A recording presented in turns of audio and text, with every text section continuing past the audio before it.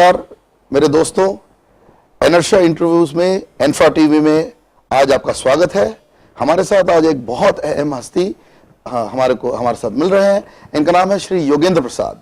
योगेंद्र प्रसाद जी का जितना मैं परिचय दूं उतना कम होगा।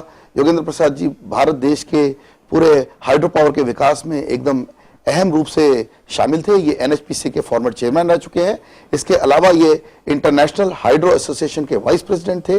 और योगेंद्र प्रसाद जी के बारे में बोला जाए तो भारत की जो पूरी अर्थव्यवस्था है, जो कि हमारे हाइड्रो पावर और पावर सेक्टर की है, उसके अंदर इनका एकदम एक बहुत ही तगड़े स्तंभ के रूप में उभरना और देश को एकदम अग्रिम रूप से ले जाना, इसके अंदर इनका बहुत बड़ा हाथ है। और स्वागत करते हैं इनका। नमस्कार योगेंद्र प्रसाद जी, आपका स्वागत है। मैं आपसे शुरू करने से पहले ये थोड़ा सा आपसे पूछना चाहूँगा कि आप हमारे दर्शकों को ये बताइए कि किस तरह से, किस परिस्थिति में आप लोगों ने इतनी डिफिकल्ट और बड़े मुश्किल परिस्थिति में आपने हाइड्रो पावर का विकास किया उस समय। देखिए, एक्चुअली क्या था कि मैंने जब सोचा कि हाइड्रो पावर के विकास के बिना देश की बिजली व्यवस्था सुधार नहीं सकती है, तो मैंने अपने पूरे टीम को मोटिवेट किया और जो भी डिफ़िकल्ट एरियाज़ थे वहाँ पहुँच करके उसको सुधार करने की कोशिश किया। और ये सोच के कि देश की पावर व्यवस्था सुधर नहीं सकती है जब तक कि हाइड्रो को आगे नहीं बढ़ाया जाए। और इसीलिए हमारे समय में एनएचपीसी में काफ़ी काम हुआ। इंजीनियरों में एक टीम भावना थी जिससे देश के लिए भी हाइड्रो पावर का विकास हो सके। इसके लिए जो अरुणाचल प्रदेश है उसके अंदर में करीब 23,000 मेगावाट का हमने डीपीआर तैयार किया। लेकिन मुझे अफसोस है कि उसमें हमारे आने के बाद जब काम करने का शुरू करना था और सुबांसी पॉइंट में मैं काम शुरू करा दिया था, सारी चीज़ को प्राइवेट सेक्टर में दे दिया गया और आज तक 1 मेगावाट भी उसमें ऐड नहीं हुआ। तो इस तरह से जो हमारे देश के जो कर्णधार हैं, जो देश चाहते हैं, उनको समझ में नहीं आता है कि हाइड्रो पावर का क्या महत्व है। और इसी के लिए देखिए हमने एक आर्टिकल भी लिखा था, health of Indian power system and its impact on economy. 9 जून को इसी साल उसका हम प्रेस कॉन्फ्रेंस भी किया था। उसके बाद 50 दिन के बाद 3 ग्रिड फेल किया और जानते हैं कि देश के आधी से अधिक जनता तबाही में गुजरी। और एक और चीज़ की फीलिंग थी हमको कि देश में गैस का अभाव है, तो हाइड्रो पावर ही एक सोल्यूशन है। लेकिन अफसोस के साथ मुझे कहना पड़ता है कि सब कुछ बताने के बाद भी हाइड्रो सेक्टर को बैक सीट पर डाल दिया गया है, जो देश का जो इकोनॉमी है उसका सर्वनाश कर देगा। इसमें एक काउंटर सवाल है सर कि क्या अभी आपके समय में, मैं जहां तक मैंने वो फिगर्स और ये मैंने देखे हैं कि 26% के करीब हाइड्रो पावर की शेयर हुआ करती थी। एक समय बड़ी डिसेंट शेयर होती है। आज हम 19 के नीचे चले गए। अब केवल 18.5% हाइड्रो पावर की टोटल इंस्टॉल कैपेसिटी में शेयर आई। इस तरह की गिरावट, जबकि हमको याद है कि आप उस समय 35% शेयर करने की बात करते थे, बढ़ाने की। तो ये इस तरह से इतना बड़ा पतन, आगे जाने की जगह हम पीछे गए, इसका मूल कारण क्या है? ये मूल कारण है कि हमारा जो पॉलिटिकल सिचुएशन कंट्री का है वो बहुत ज़्यादा ख़राब स्थिति से पास कर रहा है। और जब तक सरकार नहीं चाहेगी तो काम नहीं होता है। अभी देखिए कि एनएचपीसी इतना बड़ा ऑर्गेनाइजेशन है, उसमें इतना पतन हो गया। रेगुलर चेयरमैन 3 साल से नहीं है। पहले नॉन टेक्निकल मैन को चेयरमैन बनाया गया। हमारे जाने के बाद सब चीज़ का सत्यानाश हुआ। कभी एक स्टडी कीजिए तो पता चलेगा। इस पर कितना बार पेपर में आर्टिकल आया है। अभी हाल में 30 अप्रैल को भी आर्टिकल आया है जिसमें कि सीएजी ने भी पॉइंट आउट किया है कि साहब 1 मेगावाट भी ऐड नहीं हुआ पावर, और इससे प्रॉब्लम हो रहा है देश में। लेकिन सुनने वाला कोई नहीं है। पतन तो इसलिए हो रहा है कि पावर सेक्टर को कोई समझ ही नहीं पा रहा है और ये देश को और पतन की ओर ले जाएगा। इसी के कारण अनएम्प्लॉयमेंट बढ़ रहा है, कोई इंडस्ट्री नहीं चल रही है, इंडस्ट्रियल डाउनफॉल हो रहा है। हम प्लान बनाते हैं कि हम इतना अचीव करेंगे, हम अचीव नहीं करते हैं। लेकिन उसका जो जड़ है, कारण क्या है, उस पर कोई जाता नहीं है। पावर सेक्टर जब तक इंप्रूव नहीं करेगा, पर कैपिटा कंजम्पशन जब तक हमारा इंप्रूव नहीं करेगा, हम इंटरप्शन फ्री पावर नहीं देंगे तो देश में इंडस्ट्री नहीं आगे चलेगी। इससे अनएम्प्लॉयमेंट बढ़ेगा और काफ़ी क्राइम बढ़ेगा। आदमी जब बेकार होता है, इंडस्ट्री वाले पेमेंट नहीं कर सकते हैं सैलरी, बिकॉज किसी इंडस्ट्री में मान लीजिए कि कोई आदमी गया काम करने के लिए, 2 घंटे काम किया, पावर कट हो गया, 6 घंटा लेबर बैठा रहा, तो उसको तो पैसा देना पड़ेगा। इस कम्पिटिटिव मार्केट में पावर के बिना कुछ नहीं हो सकता है। अब पावर हमेशा वेरिएबल होता है। आपको सब आदमी को समझ में आता है कि हम केवल न्यूक्लियर से कर लेंगे, कोई कहता है कि हम थर्मल से कर लेंगे, इसमें तो प्रॉब्लम्स बहुत है, लेकिन आपको पावर का कंजम्पशन कांस्टेंट नहीं होता है। इसके लिए वेरिएबल लोड को लेने के लिए हाइड्रो या गैस की पावर प्लांट की जरूरत पड़ती है। गैस हमारे देश में है नहीं, तो हाइड्रो का कोई अल्टरनेटिव नहीं है। और नदियों के ऊपर साधु महात्मा के सुन करके बंद करते हैं, इको जोन डिक्लेयर करते हैं, कोई कुछ करता है। हम लोग भी काफ़ी स्टडी किया है और करने के बाद देखा है कि जहाँ भी हाइड्रो पावर डेवलप किया है वहाँ सुधार हुआ है। मैं इंदिरा सागर प्रोजेक्ट मेरा बंद था, जहाँ करीब 15,000 फैमिली को 249 गाँव में लोगों को हटाया। दिग्विजय सिंह चीफ मिनिस्टर थे और उस प्रोजेक्ट को हमने 2.5 साल में पूरा किया। जाकर देखिए कि मध्य प्रदेश में कितना सुधार किया। बिल्कुल इसी तरह से मेरे ख्याल से नर्मदा के अंदर भी जो प्रोजेक्ट आए हैं तब वो भी किया। और ओंकारेश्वर मैंने किया। नापता झाकड़ी बंद पड़ा हुआ था फ्लड में, उसको संभाल करके वो कॉर्पोरेशन का भी मैं हेड किया उसी समय एडिशनल चार्ज में, उसको भी कमीशन करवाया। तो इस तरह से कितना काम हुआ। बात क्या है कि पॉलिटिकल विल होगा तब काम होगा। अब इससे अंदाज करिए कि आज के दिन में आपके चेयरमैन का पोस्ट 4 साल 5 साल से खाली पड़ा हुआ है, बहाली नहीं हो रही है, एक्टिंग चार्ज है, कितना मुश्किल वाली बात है। अब आप ज्वाइंट सेक्रेटरी को चार्ज दे, ज्वाइंट सेक्रेटरी को काम नहीं है क्या? 1 घंटे जाके पावर सेक्टर चला लेगा क्या? जो फुल टाइम चेयरमैन आप नहीं दे पा रहे हैं, तो आप चाहते हैं आपकी नहीं चलाने, और क्या हो सकता है इसमें? बिल्कुल बेसिकली पीक पावर की बात की कि जो पीक पावर डेफिसिट है उसको शेव करने के लिए या तो हाइड्रो लाएं या गैस लाएं, और गैस इस देश में अवेलेबल नहीं है। तो लेकिन हमें ऐसा लगता है कि गैस अवेलेबल है, लेकिन ये इंटरनेशनल कंसोर्शियम से नेगोशिएट नहीं कर पा रहे। और दूसरी परिस्थिति हाइड्रो की है कि हाइड्रो में पानी भी एक इशू है, केवल बिजली नहीं है। हमारे सारे हाइड्रो प्रोजेक्ट पानी भी इसको पूर्ति करते हैं। नहीं, देखिए हाइड्रो प्रोजेक्ट का 3 पार्ट है। हाँ जी। एक है रिजर्वायर प्रोजेक्ट, एक है पंप्ड स्टोरेज, और दूसरा है run of the river scheme. Reservoir project जो होता है क्या है कि उसमें पानी हम जमा करते हैं। बरसात में पानी, बरसात हमारे पास 5-6 महीने के लिए होता है, 4 महीने के लिए होता है, और पानी को जमा करते हैं, साल भर हम इसको यूज़ करते हैं। तो जब भी पावर में फ्रीक्वेंसीज, देखिए फ्रीक्वेंसी से सब कंट्रोल होता है। और आजकल ग्रिड कोड भी लागू है। ग्रिड कोड में क्या है कि 49.7 हर्ट्ज फ्रीक्वेंसी से लेकर 50.2 के बीच में जो फ्रीक्वेंसी है, तो आपका पावर रेट मिनिमम होता है। अब फिर उससे फ्रीक्वेंसी रेंज से बाहर जाता है तो पावर रेट बहुत हाई होता चला जाता है। और इस फ्रीक्वेंसी का मतलब होता है कि डिमांड एंड सप्लाई। डिमांड अगर ज़्यादा बढ़ेगा, सप्लाई कम होगा तो फ्रीक्वेंसी लो हो जाएगा। डिमांड कम जाएगा, सप्लाई ज़्यादा होगी तो फ्रीक्वेंसी हाई हो जाएगा। तो पावर सेक्टर इतना कॉम्प्लेक्स है कि इसमें पावर डिमांड बढ़ना घटना दोनों नुकसानदेह है। इसलिए उसको बैलेंस करने के लिए, वेरिएबल लोड लेने के लिए हाइड्रो या गैस यही सोल्यूशन है। गैस मान लीजिए किसी कारण से हमारे देश में उतना पैदा नहीं होता है और कॉस्टली है, जो थोड़ा बहुत हो भी रहा है, और इसको दूसरे पर्पस में यूज़ करते हैं। लेकिन हमारे पास भगवान ने नदियाँ बहुत दी हैं, तो हमको चाइना से एग्जाम्पल लेना चाहिए। चाइना में 3 गोई प्रोजेक्ट में 12 लाख आदमी को 1 साल में चाइना ने शिफ्ट कर दिया। साहब आपको रिहैबिलिटेशन के स्कीम बहुत अच्छे बने हुए हैं हमारे देश में भी, लेकिन उसको इम्प्लीमेंटेशन ठीक से नहीं हो रहा है। तो जो इम्प्लीमेंटेशन एजेंसी नहीं कर रही है, गवर्नमेंट की एजेंसी, उसको सजा देनी चाहिए ना, उसकी इंक्वायरी करनी चाहिए। तो यहाँ गलत तरीक़ा से काम होता है, 30 साल तक हाइड्रो नहीं बनता है, कोई ध्यान नहीं देता है। तो चीज़ है कि जो पॉलिटिकल विल जब तक देश में नहीं होगा और जब तक कि पावर सेक्टर को सुधार नहीं होगा, ये बेकारी की समस्या होती रहेगी और ये डे बाय डे ये नासूर बनता जाएगा।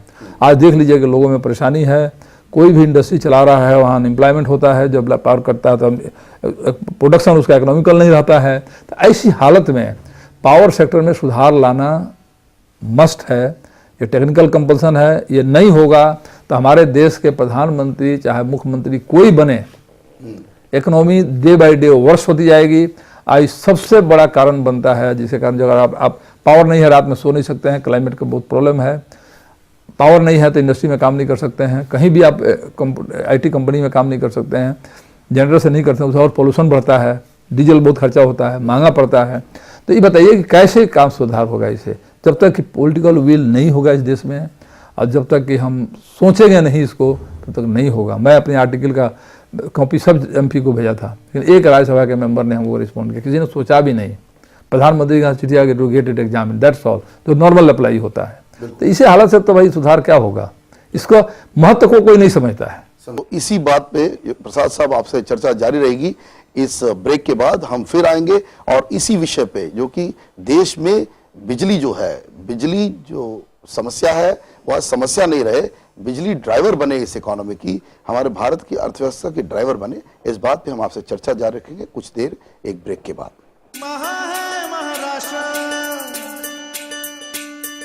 समंदर की लटों में चांदनी का गजरा, पर्वतों की आंखों में बादलों का कजरा, हिंदुस्तान की जान है ये रंग रूप चेहरा, संस्कृति का धनी है राज सुंदर सुनहरा।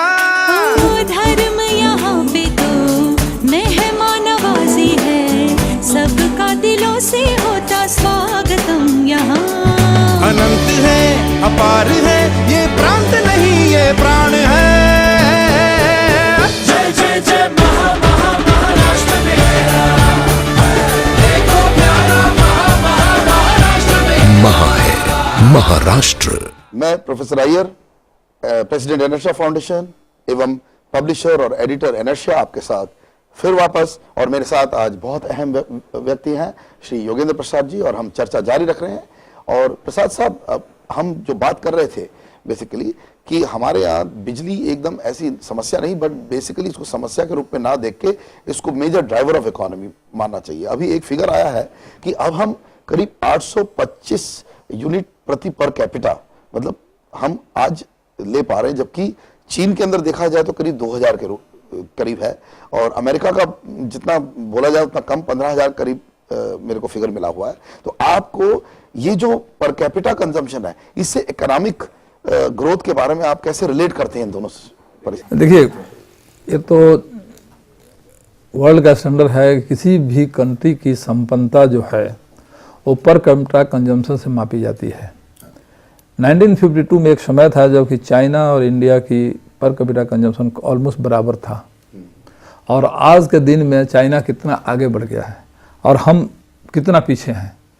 हमारा पर कैपिटा कंजम्पशन बढ़ ही नहीं रहा है, पर कैपिटा 825 बताया नेशनल एवरेज है, जो कि कुछ स्टेट है जहाँ पर काफ़ी बिजली की स्थिति बहुत अच्छी है, कुछ स्टेट हैं जो बहुत कम है। बिहार में तो 100 से भी कम है पर कैपिटा कंजम्पशन एवरेज। तो इसीलिए स्थिति बता रहे हैं कि पावर जब तक जनरेशन नहीं बढ़ाया जाएगा, पावर जनरेशन में भी प्लानिंग होनी चाहिए कि किस चीज़ का जनरेशन बढ़ाया जाए। पावर जनरेशन नहीं कि थर्मल ही बढ़ रहा है, न्यूक्लियर तो बढ़ रहा है। पावर कंजम्पशन जो होता है 24 घंटे की साइकिल में घटता और बढ़ता है। Thermal and nuclear power plant जो हैं ये बेस लोड के लिए होते हैं, जहाँ फिक्स्ड लोड होता है। 5% से अधिक वेरिएशन होने पर हमको थर्मल और गैस, हाइड्रो और गैस चाहिए, इसलिए कि वेरिएबल लोड ये नहीं ले सकते हैं। ये हाई स्पीड मशीन्स हैं और इसमें वेरिएबल ऑल टेक्निकल रीजन्स है जिसके कारण नहीं ले सकते हैं। और हाइड्रो में क्या होता है कि लो स्पीड मशीन है, और जैसे जरूरत पड़ती है ऑटोमेटिक हम पानी की मात्रा घटाते हैं, बढ़ाते हैं, पावर जनरेशन बढ़ाते हैं, और वो बहुत आसान होता है करना। इसलिए वेरिएबल लोड के लिए चाहे वर्ल्ड की कोई कंट्री आप लीजिए, जहाँ भी हाइड्रो पोटेंशियल था वहाँ पर पहले हाइड्रो पोटेंशियल डेवलप किया गया है, उसके बाद उन्होंने गैस को किया, क्योंकि ये बहुत इंपॉर्टेंट चीज़ समझना है। अब देखिए प्रॉब्लम होता है कि जब मान लीजिए फ्रीक्वेंसी डाउन हो रहा है, जनरेशन कम है, तो उसमें रिजर्वायर पॉइंट को हम ऑन करके तुरंत फ्रीक्वेंसी को बैलेंस करते हैं। फ्रीक्वेंसी बैलेंस में सारी इकोनॉमी है। और जब जनरेशन ज़्यादा होने लगता है, फ्रीक्वेंसी हाई होने पर रिजर्वायर पॉइंट को बंद करते हैं। उसी तरह गैस में चाहे हाइड्रो में क्या है कि मिनटों में हम प्लांट को बंद कर सकते हैं, स्टार्ट कर सकते हैं। ये फैसिलिटी आपको न्यूक्लियर थर्मल में नहीं है। और भी बहुत सारी रीजन है, जो टेक्निकल रीजन है, जो कि हम कभी टेक्निकल सेमिनार हो तो वहाँ बता सकते हैं, जो कि समझने वाले लोग हों। तकनीकी रूप से अभी पता है, तकनीकी रूप से ये मिक्स होना बहुत जरूरी है। इसलिए किया गया है कि 40-60 मिक्स। हम लोगों ने हाइड्रो को बहुत आगे बढ़ाया। अब हाल में ही एक सेमिनार हो रहा था जहाँ पर आज एक्सपर्ट हम भी गए थे। जब हम लोगों ने क्वेश्चन किया कि साहब 19% पर अब आ गया हाइड्रो और पुअर हो जाएगा कंडीशन, तो सिक्योरिटी पावर वहाँ पर खुद बोलते हैं कि क्या है 16% हो जाएगा। समझदारी तो है नहीं, ब्यूरोक्रेट को तो समझदारी नहीं है टेक्निकल मैटर की, वो हमारे यहाँ हेड करते हैं, उनकी बातें सुनी जाती है। तो इसलिए देश का हालत इसी है। क्यों नहीं सोचते हैं कि अमेरिका में 1 मिनट बिजली कट जाती है तो हंगामा मच जाता है, कितना अलर्टनेस हो जाता है। यहाँ कटती है तो कहा जाता है कि साहब अमेरिका में भी बिजली कट रही है। अरे क्या बात करते हैं, जितनी आपदा वहाँ आती है वो आपदा यहाँ आती नहीं है। वहाँ तो कभी साल में एक बार कट गया, यहाँ तो रोज़ ही आप देखिए कौन सा एरिया है दिल्ली का, पूरा देश का, जहाँ बिजली नहीं कटती है। देहातों में तो कहा जाए तो 2 घंटा भी बिजली आ जाए तो बहुत बड़ी बात है। कोई जाके एक्चुअल सर्वे करके देखे कि 2 घंटा भी बिजली देहात में नहीं आ रही है। सर इसमें एक परिस्थिति है जरूर कि इतना अंधकार दिख रहा है, इतना हम समझ रहे हैं, लेकिन एक बड़ा स्टेट है जो मैं भी काफ़ी जाके आया हुआ हूँ और मैं वो ज़रूर आपसे बात करना चाहूँगा, वो है गुजरात। देखिए वहाँ पर मैं तो रूरल सेक्टर में, हम कच्छ की तरफ गए थे तो वहाँ भी 24 घंटे बिजली गांव में भी मिल रही है, और जबकि वहाँ गांव में ऐसा नहीं कि वो फ्री बिजली मिल रही है, मैंने ये भी देखा कि कुछ पैसे लिए जा रहे हैं। ठीक है, वो आपका एग्रीकल्चर पंप सेट उसमें थोड़ा उस पर फ्री मिल रहा है, वो खाली 2-3 घंटा मिल रहा है, लेकिन वैसे गांव-गांव में 24 घंटे बिजली दे पा रहा है। तो एक स्टेट कैसे कर पाता है? अभी मैं जिस तरह यही परिस्थिति मैंने थोड़ी छत्तीसगढ़ में देखी, पूर्ण रूप से नहीं देखी क्योंकि उनकी TND लॉसेस अभी भी हाई हैं, परंतु वो भी कोशिश कर रहा है। तो अगर ये एक आध राज्य भी कर पा रहे हैं तो बाकी भी राज्य इसको कोशिश क्यों नहीं कर सकते? नहीं, करने के लिए बाकी राज्य बोल रहे हैं कि हम कर देंगे, केवल बोल रहे हैं, बोलने से नहीं होगा। गुजरात ने करके दिखाया है, गुजरात का फिगर हम भी देखे हैं, गुजरात में हम भी जाकर देखे हैं, दुनिया देखी है। वहाँ चीफ मिनिस्टर अपना एक्शन लेते हैं, उसके अनुसार काम होता है, वहाँ डिसीजन पेंडिंग नहीं होता है, जो बोलते हैं उसको काम होता है। बाकी राज्यों में नहीं हो रहा है, इसलिए काम आगे नहीं बढ़ता है। तो आपका ये कहना अभी वो सी बात पे आ गया कि पॉलिटिकल विल थोड़ी कम। पॉलिटिकल विल की बड़ी जरूरत है, पॉलिटिकल विल नहीं होने से डेवलपमेंट नहीं हो सकता है। जो काम नहीं करे उसको निकालो, बाहर करो। यहाँ है कि चापलूसों का राज हो गया, जो अच्छे बात करते रहते हैं, अच्छी बात जो पॉलिटिकल विंग में जो पसंद आता है वो बोलिए तो उसको सब लोग लाइक करता है, अगर सही बात सच बात बोल दीजिए तो कोई लाइक नहीं करता है। तो हम सेल्फ क्रिटिसिज्म या कंस्ट्रक्टिव क्रिटिसिज्म को एक्सेप्ट नहीं कर रहे हैं, वही कर रहे हैं। समाज बन रहा है। यस, समाज बन रहा है कि जो अगर जो आपका पॉलिटिकल बॉस चाहता है उसके हाँ में हाँ मिलाइए तो सब कुछ अब ठीक है, नहीं मिलाइए आप कोई काम के नहीं है। तो ये जो परिस्थिति है ये उत्पन्न हुई है और इसको ही बदलना, आपको ये वैचारिक रूप से इस चीज को बदलना बहुत जरूरी है आपकी नजर में? बहुत जरूरी है। नहीं बदलने से मैं नहीं बता देता हूँ कि देश में कोई भी समय नहीं है, क्योंकि लोग बेकार होते चले जा रहे हैं, पावर का कट हो ही रहा है, तकलीफ हो रहा है, डेवलपमेंट नहीं हो रहा है और हमारे नौजवान बेकार होते जा रहे हैं। फाइनली वो क्या है, क्राइम में करने के विवश हो रहे हैं। यह कहा जाता है कि भूखा कौन सा पाप नहीं कर सकता, भूखितम किम न करोति पापम, वही बात हो गई है। तो हम कितना, जो क्राइम को रोकने के लिए हम कितना पुलिस फोर्स पैदा करेंगे, पूरा पॉपुलेशन का आधा भी कर देंगे तो क्राइम नहीं रुकेगा, क्योंकि बेकारी समस्या बढ़ रही है। इसलिए मैं चाहूँगा कि एक अवेयरनेस बढ़े और पॉलिटिकल बॉसेस इस बात को सबसे अधिक इंपॉर्टेंस दें।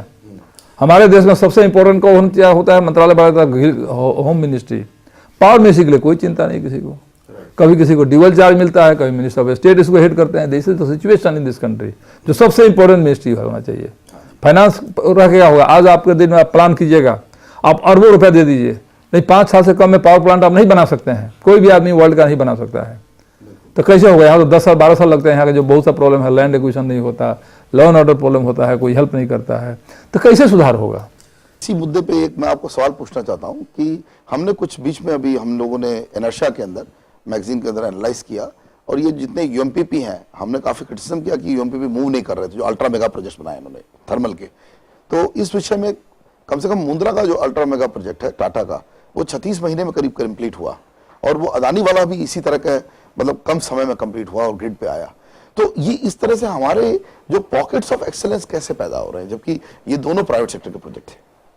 तो इसके बारे में आप क्या कहें? देखिए, वो पावर प्लांट तो बन गए, लेकिन आपको ये बात समझना पड़ेगा कि अभी टाटा का पावर प्लांट से अभी प्रोडक्शन ठीक से नहीं हो रहा है। सच्चाई आपको मालूम होना चाहिए। जब तक हाइड्रोथर्मल मिक्स प्रॉपर नहीं कीजिएगा, 600 मेगावाट 800 मेगावाट के प्लांट जो अगर बंद होंगे ना, फिर स्टार्ट नहीं हो पाएंगे, बहुत सा प्रॉब्लम आएगा और कॉस्ट वेरिएबल होता रहेगा। लो हाई फ्रीक्वेंसी होने से प्लांट डैमेज होता है बहुत जल्दी, जो थर्मल पावर प्लांट होता है। तो कहीं कहीं तो भाई थर्मल और न्यूक्लियर पावर प्लांट बनाने में तो जल्दी हो जाती है। डिफ़िकल्ट चीज़ है जो सब जो चीज़ से ज़्यादा फायदा उसको बनाने में डिफ़िकल्टी जरूर होती है।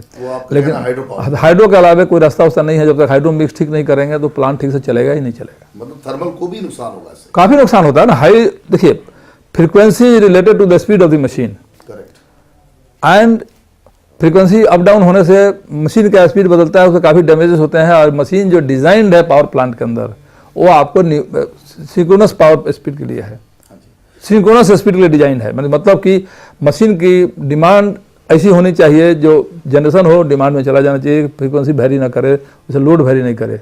सिंक्रोनस स्पीड मशीन में जो स्पीड है वो कांस्टेंट होना चाहिए।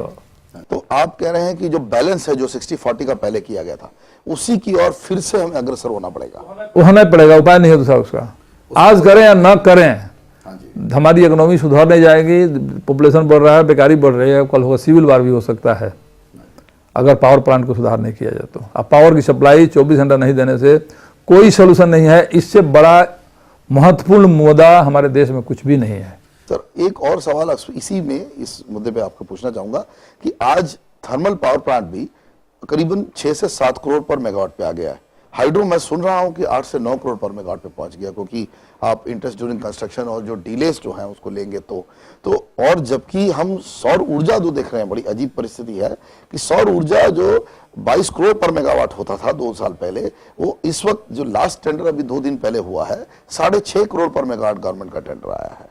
तो ये जो सौर ऊर्जा का जो प्रक्रिया है, भले ही वो 6-6.5 घंटे अवेलेबल है, ये थोड़ा सा बेस लोड की परिस्थिति में ही जा रहा है, लेकिन इससे थोड़ी इंप्रूवमेंट तो हो रही है। नहीं इंप्रूवमेंट तो होगा। देखिए सौर ऊर्जा भी बढ़ना चाहिए, सौर ऊर्जा को हम ऑलवेज सपोर्ट करते हैं, सौर ऊर्जा बढ़ना चाहिए, लेकिन सबसे बड़ी बात है कि कंटिन्यूअस सोर्स तो है नहीं। आप अगर बैटरी बॉन्ड लगा कर रात में चलाने की कोशिश करते हैं, फिर सीजन की बात है, जब पानी बरसता है, बादल आ जाता है, नहीं होता है, तो सवाल है कि सारे मिक्स रखना पड़ेगा। सौर ऊर्जा भी एक अल्टरनेटिव है जिसका कॉस्ट भी काफ़ी अब कमा है, लेकिन वो परमानेंट अल्टरनेटिव नहीं है। बाकी सपोर्ट है वो खरोल, परमानेंट अल्टरनेटिव है कि हाइड्रो को पूरा डेवलप कर दीजिए। अपने देश में 5 लाख मेगावाट से अधिक हाइड्रो प्लांट बन सकता है, जिससे पता नहीं कितना पैसा ऑयल बचेगा, ऑयल का खर्चा कम होगा, जो फॉरेन एक्सचेंज कम होगा। इस पर पूरा आर्टिकल मैंने दिया है पहले चेयरमैन जब NHPC था, मैंने गवर्नमेंट को सारी चीज़ें दी हैं। और रिमोट एरिया के में हाइड्रो प्लांट रहता है तो वहाँ रिमोट एरिया का डेवलपमेंट भी हो जाता है, और रिमोट एरिया का डेवलपमेंट में जो रोड और इंफ्रास्ट्रक्चर में खर्चा होता है उसको आप रूरल डेवलपमेंट के फंड में खर्च कीजिए, तो हाइड्रो का खर्चा ऐसे ही कम हो जाएगा, 6 करोड़ मेगावाट हो जाएगा। क्योंकि रोड तो भाई आपको देना ही है, देहात एरिया में वाटर सप्लाई देना है सबको, तो वो सब जो का बजट है वो खर्च कर दीजिए उस डेवलपमेंट में, उससे हाइड्रो का काम चल जाएगा। तो हाइड्रो का नहीं होता है 5-6 करोड़ से ज़्यादा, लेकिन इंफ्रास्ट्रक्चर साइड का डेवलपमेंट जो होता है, जाने के लिए ब्रिजेज बनाना है, रोड बनाना है, सरकार को बनाना ही है इसे।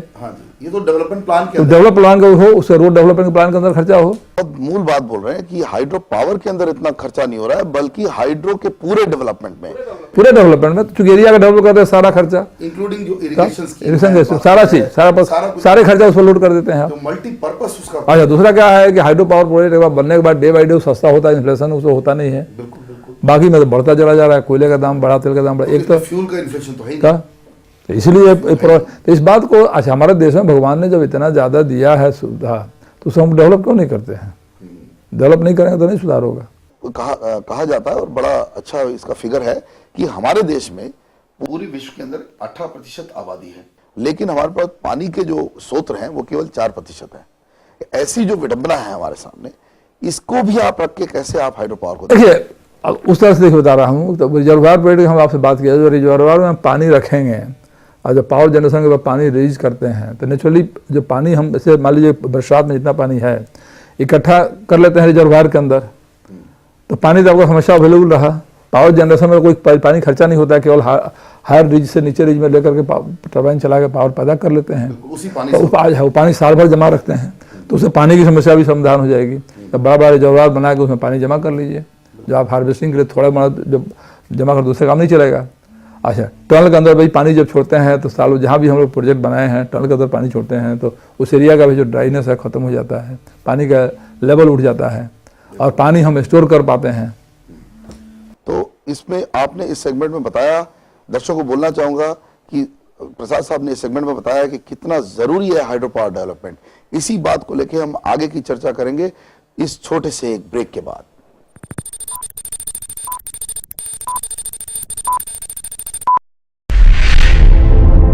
So many of our dreams at first seem impossible, then seem improbable, and then when we summon the will, they soon seem inevitable. Christopher Reeve. 30th December 2010.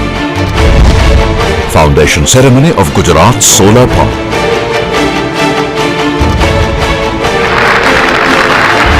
12 months later, 28th January 2012. 214 megawatts of solar power commissioned at world's first multi-developer, multi-facility multi-technology, multi-beneficiary solar park at Charanka village, district Patan, Gujarat. 19th April 2012, Gujarat dedicates 500 megawatt power generation capacity to the nation, as Asia's largest solar park is formally inaugurated in Gujarat. We are doing this mainly to contribute in the war against global warming and climate change. The story of Gujarat's solar park is a historic feat in itself. Visualized, planned, and swiftly implemented in record time of under a year, the most notable aspects were its execution and the political willingness to go the extra mile. A plethora of complexities had to be resolved before the park could see the light of day. Acquiring land, developing infrastructure, and handing over plots to individual developers had to be done simultaneously, while sensitively handling the issue of encroachment of land pockets by locals.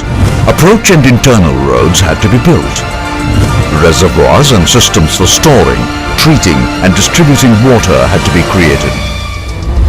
The project site fronted the desert of Kutch, and harsh weather conditions proved to be major constraints, with frequent flooding and the remoteness of the village adding to construction costs. Total quality management played a crucial part in achieving the success of the project, with a regularly monitored, web-based system specially developed to ensure the timely accessibility of both data and information.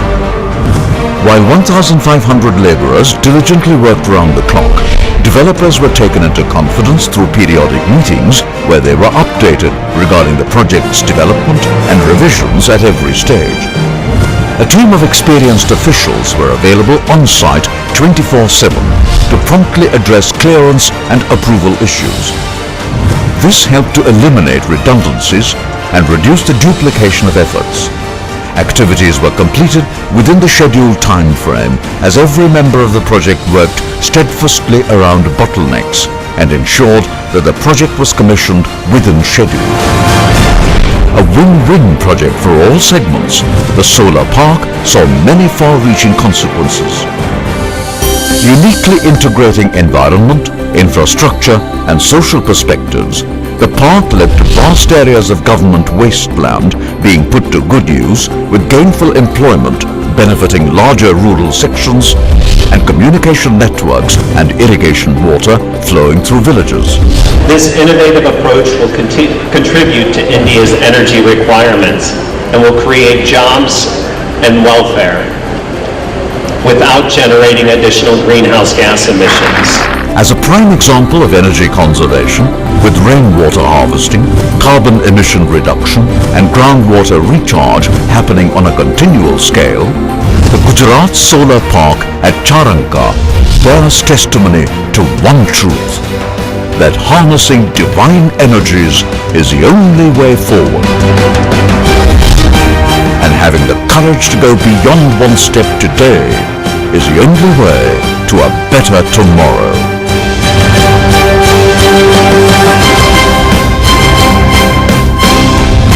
Gujarat Solar Park at Charanka, partnering a journey of brilliance. स्वागत है दर्शकों, मैं professor Iyer, editor and publisher inertia एवं president inertia foundation, आज श्री योगेंद्र प्रसाद जी के साथ। प्रसाद साहब, हमने ये बात सौर ऊर्जा की अभी करी, मैं इसको कंटिन्यू करते हुए कि हम जो ये एक integrated development plan of renewable energy, देखिए सौर ऊर्जा रिन्यूएबल है, विंड भी रिन्यूएबल है और एवं हाइड्रो तो सबसे बड़ा रिन्यूएबल है, जिसको अभी भी रिकग्निशन नहीं दी गई है। मैं देख रहा हूं कि सरकार के गैजेट के अंदर केवल जो स्मॉल हाइड्रो है उसी को रिन्यूएबल कहा जा रहा है, क्योंकि बड़ा अजीब परिस्थिति है। पूरा का पूरा हाइड्रो रिन्यूएबल है, 25 मेगावाट हो या 1000 मेगावाट हो या 50,000 मेगावाट हो, हाइड्रो तो पूरा रिन्यूएबल होना चाहिए। इसके बारे में आप क्या कहेंगे? बिल्कुल रिन्यूएबल होना चाहिए। इस पर तो काफ़ी ज़्यादा आर्टिकल लिखा गया, लेक्चर दिया गया, सेमिनार किया गया और हाइड्रो पावर को इम्पोर्टेंस देने के लिए जब 50,000 मेगावाट हाइड्रो प्लान लॉन्च किया आदरणीय श्री वाजपेयी जी जब प्राइम मिनिस्टर थे 2003 में, लेकिन अफसोस की बात है कि उसके बाद भी 1 मेगावाट तो ऐड नहीं हुआ उस 50,000 मेगावाट में से। प्लान तो प्राइम मिनिस्टर, कोई भी प्राइम मिनिस्टर होता है कंट्री के लिए करता है, कागजी प्लान रह गया, सोचा ही नहीं। इसलिए क्या बात का है कि सोचने की किसी को जरूरतें नहीं मालूम पड़ रही है। अजीब लगता है कि हम लोग टेक्निकली बैंकरप्ट हो गए हैं। इवन सेंट्रल यूनिवर्सिटी अथॉरिटी बनी हुई है, देश की बड़ी संस्था है, मेरे उनके को अफसरों से बात होती है, वो लोग भी कहता है कि साहब कौन गले में घंटी बांधेगा, कौन सरकार से झगड़ा करेगा, तो कोई आदमी बोलना ही नहीं चाहता इस बात को, सच्चाई को। सर कोई ये गैग ऑर्डर है कि डेवलपमेंट के खिलाफ बोलेंगे नहीं, गैग ऑर्डर है, तब वही है, गैग ऑर्डर हो गया है तब वही हो रहा है। हम कहते हैं हमारे यहाँ तेल की कमी, कोई एक बार भी सेमिनार होता है, कोई बात अगर बात होती है तो कोई सुनता है सब लोग कि भाई मंत्री क्या कह रहा है, प्राइम मिनिस्टर क्या कह रहा है, उसकी बात तो सुन ली जाती, लेकिन इंप्लीमेंट नहीं हुआ, फिर कोई एक्शन नहीं हुआ। आज तक बहुत लोग कहता है करप्शन हो गया, अरे कामवान नहीं हुआ तो उस पर कहने तो सजा देते हो किसी को, कोई सजा होती है किसी को? जो आदमी काम नहीं करता है वही सरकार में तरक्की पाता है, जो निकम्मे है वो चाहते हैं उनके। सर एक इनका क्लेम एक आया है जो हमने भी थोड़ा सा अलग ढंग से देखा, लेकिन एक क्लेम किया जाता है कि पिछले प्लान में करीब 55 गीगावाट ऐड हुआ, जबकि क्रिटिसिज्म हम लोग का ये है, जो आपसे पूछना चाहूंगा आपका व्यू, कि हम ये स्पिलओवर को लेके हम डेवलप हुए, ये तो इस प्लान का डेवलपमेंट नहीं था। देखिए साहब, आपकी क्या व्यूज है इसके? मैं आपको ये सब बोलूँ तो बहुत ही खराब लोगों को लगेगा। फर्स्ट 5 ईयर प्लान से ही आप देख लीजिए, except 7 5 year plan, 7 5 year plan में भी क्या हुआ कि पीछे का जो बैकलॉग प्रोजेक्ट था कुछ बन गया, कभी 50% टारगेट भी अचीव नहीं किया गया।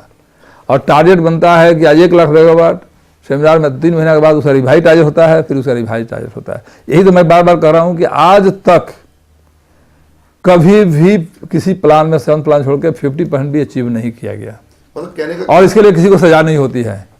सवाल है कि सजा क्यों होगी? सब तो सबसे बड़ा टॉप से लेकर बॉटम तक एक ही बात तो बोलते हैं, हाँ साहब शुरू में बोल दिया जाएगा इलेक्शन है, पावर टू ऑल 2012 में बोला गया, 2003-4 में ही बोला गया, वो तो पावरलेसनेस टू ऑल, और हम उसमें केवल अपने मंत्री के, हमारे शिवसेना के मंत्री जी थे गीतेश साहब को बोल दिया कि साहब पावर टू ऑल की पावर टू नन, उनको गुस्सा चढ़ गया। तब अब क्या है, गाँव में कहीं पावर ही नहीं है।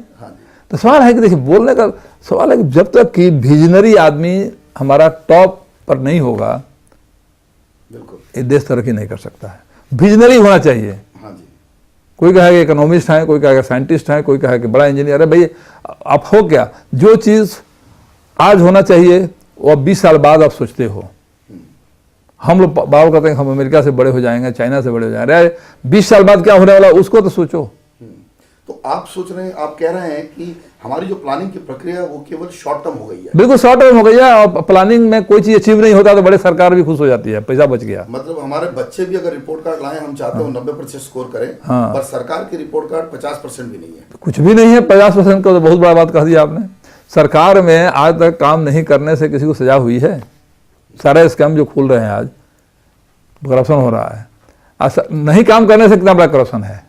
बिल्कुल, वो तो देश के खिलाफ गद्दारी है। तब तो गद्दारी हो रही है देश के खिलाफ, उसका तो कोई सोच नहीं रहा है, जिसके कारण सारी तकलीफें हैं आज।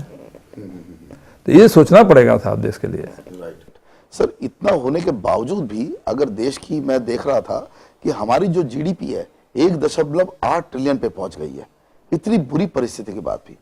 ये मतलब ये क्या एक इंस्पाइट ऑफ इकोनॉमी बन रही है, बिकॉज ऑफ नहीं? बिकॉज ऑफ तो कुछ नहीं हो रहा है, जिस तरह हम बता रहे हैं हमको, ये तो इंस्पाइट ऑफ इकोनॉमी है। तो मतलब क्या ये इंडियन जो है या जो भारतीय जो है, ये इतना आशावादी है कि ये उसमें भी काम करके दिखा रहा है? करे दिखाई रहा। देखिए बिहार, इंडिया के लोग जो हैं, जो विदेशों में गए हुए हैं, क्या नाम कर रहे हैं, कितना पोटेंशियल उनमें। आज हमारे लोगों को काम करने का काफ़ी पोटेंशियल है, मेहनत कर रहे हैं, मदद कर रहे हैं।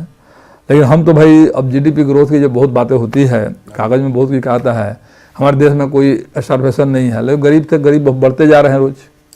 दूसरी बात बताइए ना, हम जीडीपी ग्रोथ क्या हो रहा है उस पर हम ज़्यादा नहीं जाते हैं, खाली कहानी कहने से नहीं होगा। हमारे यहाँ भुखमरी की समस्याएं बढ़ रही हैं, लोगों को बेकार की भाता दे करके खुश करने से कोई फायदा नहीं होगा। नहीं, अर्बन सेंटर में तो ग्रोथ हो रही है, लेकिन रूरल का बहुत बुरा हाल है। ग्रोथ अर्बन में भी कहा है, करप्शन से ग्रोथ हो रही है, खाली दिखाई पड़ रहा है कि मनी आ रहा है, इधर से उधर लॉन्ड्रिंग हो रही है। ग्रोथ तो क्या हो रहा है? रियल टाइम ग्रोथ नहीं है। रियल टाइम ग्रोथ बिल्कुल ही नहीं हो रहा। देख लीजिएगा, एक दिन विस्फोटक की स्थिति खड़ी हो जाएगी। कितनी ग्रोथ दिखाई पड़ी 5 साल पहले, कैसा हालत आज हो गया है। मार्केट में पैसे नहीं है, प्राइसेज सब्जी के बढ़ते जा रहे हैं, लोगों को अच्छी खाने नहीं मिल रहे हैं, हेल्थ अच्छा नहीं है। अस्पतालों में जाकर देखिए लोग कितना बीमार पड़ता जा रहा है। पहले इतना बीमार पड़ते थे, इतना अस्पताल था। दिल्ली के जिस अस्पताल में जाइए तो हजारों रोगी पड़े हुए हैं।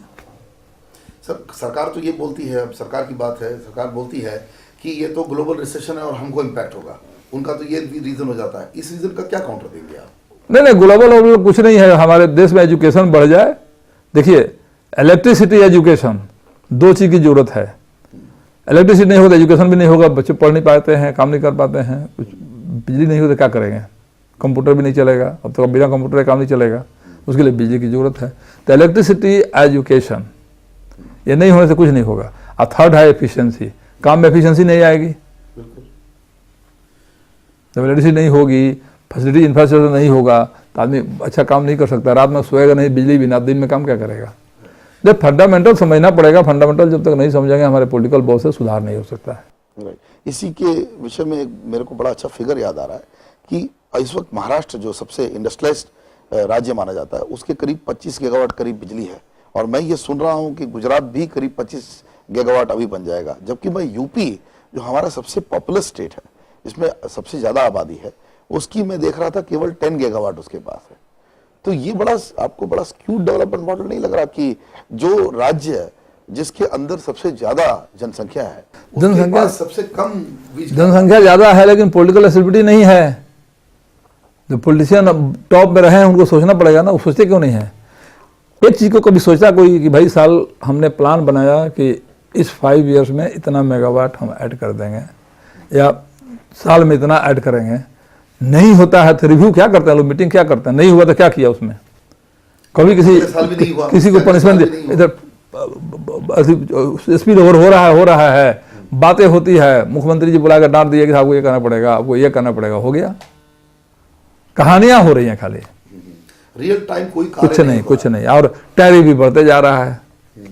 अभी तो टैरिफ तो अभी डोमेस्टिक टैरिफ 6 रुपया 25 ना इतना बढ़ते जा रहा है कि लोगों का जीना मुश्किल हो रहा है। 6 रुपये 25 पैसा डोमेस्टिक टैरिफ है तब देश का एवरेज, और मेरे ख्याल से इंडस्ट्रियल टैरिफ 10 के ऊपर चला गया तब एवरेज जगह सब जगह। और हम ग्लोबल मार्केट में कैसे कम्पीट करेंगे इतना हाई रेट पर बिजली देंगे? तो उसके बाद भी सर एक कहना पड़ेगा कि even advance countries like Germany आप देखिए, बाकी भी देखिए, तो वीज की परिस्थिति, जो बिजली की परिस्थिति है, वो कभी भी सस्ती नहीं हो पा रही है। नहीं सस्ती ना हो, लेकिन हमें मिले तो मिलता तो है, वहाँ मिलता 24 घंटे। अगर यहाँ कट के मिलता है तो उसमें नुकसान तो होता है प्रोडक्शन में। जैसे जर्मनी का रेट बताता हूँ मैं आपको, इस वक्त 22 रुपया पर यूनिट है। ठीक है, जर्मनी का रेट है तो जर्मनी का मनी का इन्फ्लेशन भी ज़्यादा है, वो तो सोचिएगा ना, मनी का जो वैल्यू है अब डॉलर से तुलना मत कीजिए। लेकिन आप कहिए कि जिस रेशियो से बढ़ता चला जा रहा है, हर चीज़ का दाम बढ़ रहा है तो बढ़ेगा। हम कहते हैं जो कोल ब्लॉक का हल्ला हो रहा है, इतना अलॉटमेंट हुआ तो कोल ब्लॉक चालू क्यों नहीं हुआ? तो 6 महीने में कैंसिल कर दिया जाता ताकि कोल का शॉर्टेज भी नहीं होता। कोल ब्लॉक भी नहीं लगा, शॉर्टेज भी कोल का हो गया, करप्शन भी हो गया, क्या ये सब चक्कर चल रहा है? बिल्कुल। अच्छा, इसमें अरुणाचल के बारे में आपसे बात करना चाहूंगा, जो हमारा करीब आपने 5 लाख मेगावाट हमारे पास है बता रहे हैं, 1.5 लाख तो अरुणाचल के अंदर ही पड़े हैं। और ये बड़ी अजीब परिस्थिति है कि उसका जितना भी डेवलपमेंट है सब रुका ही रुका लग रहा है, हमें कुछ होता हुआ नहीं लग रहा।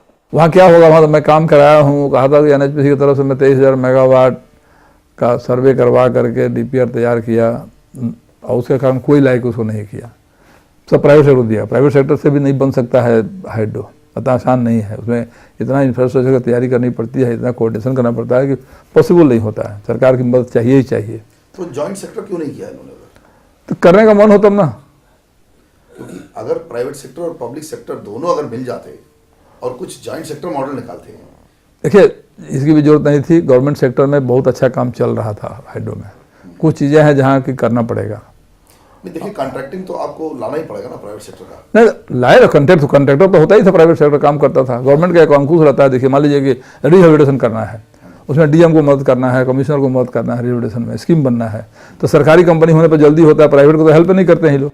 नहीं, प्राइवेट सेक्टर कॉन्ट्रैक्टर का ये कहना है कि उन्हें सरकार इस तरह से दिखाती है इवन कॉन्ट्रैक्टर को कि उसको कैसे पेनलाइज किया जाए, ना कि उसके साथ काम करने की। जैसे आपके समय में ऐसा कहते थे लोग, हमको बताते हैं, नाम नहीं लेना चाहूंगा, कहते हैं कि जब आपके समय था तो कॉन्ट्रैक्टर को पार्टनर समझा जाता था, अभी समय ऐसी है कि इसको कैसे पेनल्टी लगा दिया जाए। सवाल है, देखिए आज के डेट में काम नहीं कैसे हो इसका सोचा जा रहा है। सवाल है कि कॉन्ट्रैक्टर एंड डिपार्टमेंट एक ही गाड़ी के दोनों पहिया हैं, दोनों पहिया ठीक से नहीं चलेगा तो गाड़ी ठीक से नहीं चलेगी, ये समझना पड़ेगा। कॉन्ट्रैक्टर का अगर क्लेम जेन्युइन है तो इमीडिएटली सेटल करिए। आज टेंडेंसी आ गई है, समझदारी तो है नहीं, हम बॉस हैं, हम नहीं करेंगे, तुम जाओ मरो। अरे भाई फाइनली नहीं काम होने से देश बर्बाद हो रहा है। एस्केलेशन करके जो प्रोजेक्ट एक साल में बनना चाहिए 10-10 साल नहीं बन रहा है, तो इसमें कोई सवाल है ना। सबसे बड़ा दिक्कत क्या है, सबसे बड़ा कल्प्रिट है पॉलिटिकल बॉसेज लोग। वो किसी को सजा देते हैं क्या इसके लिए? इतना डरा दिया है सिस्टम को कि कोई आदमी डिसीजन नहीं ले रहा अभी। तो ये सब चीज हो रहा है अभी। राइट। अभी ये हमारी जो सर सार्क के अंदर मैं इस बात को पूछना चाहूंगा, जैसे अभी देश की इंटरनल बात तो हो गई हाइड्रो में, सार्क की जो बात है, जो भूटान के साथ हमारा अच्छा कोऑपरेशन चला, इसके बारे में आपको क्या लगता है? वो तो थोड़ा सक्सेसफुल हुआ है मिनी रूप से, तो क्या यही एक चिराग है अंधेरे के अंदर? देखिए, कहने के लिए तो चिराग है, क्या है, अपना देश पहले सुधार करे। इस सार्क को जो बातें करता रहे कि सार्क के अंदर बातें कर लेते हैं, एक बार मीटिंग कर लेते हैं 3 महीना 6 महीना में, उससे कोई ज़्यादा सुधार नहीं होना है। पहले हमारे देश के जो पॉलिटिकल बॉसेज हैं अपने देश को पहले सुधार करें, तो सार्क बनावे, चाहे और भी जो बनाना है बनाते रहें।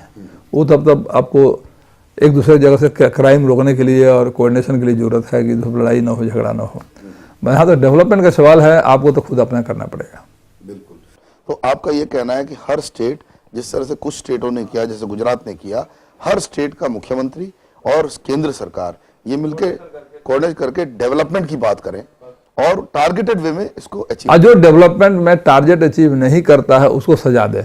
आज जो कह रहे हैं ना कि भाई फला चोरी क्यों करता है, आप मौका देते हैं तो सरकार चाहेगी तो चोरी होगा, कभी नहीं होगा।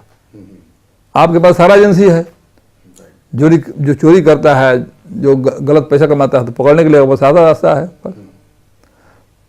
अब सब लोग मिल जाते हैं आपस में, तो क्या होगा? चोरी होगा। कोई पूछता है कि काम नहीं हुआ क्यों? काम नहीं होने पर कड़ी सजा ज्यादा होनी चाहिए, तब जाकर सुधार होगा।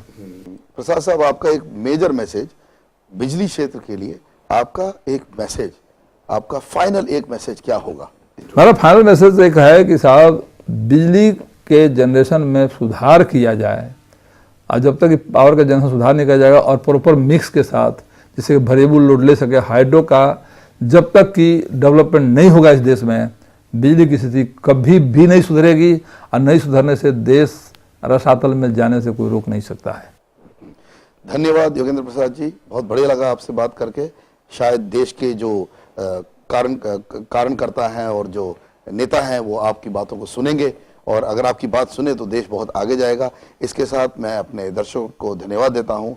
अगले इंटरव्यू में, इनर्शिया इंटरव्यूज में मैं आपके साथ फिर हाजिर होऊंगा। प्रोफेसर अय्यर, मैं आपको सभी शुभकामनाएं देता हूँ, देशवासियों को बोलता हूँ एक बेहतर हमारा भविष्य जरूर होगा। और ये कहते हुए मैं आपसे विदा लेता हूँ, और फिर मिलेंगे अगले इंटरव्यू में, इनर्शिया इंटरव्यूज में, M4 टीम में। धन्यवाद, थैंक यू।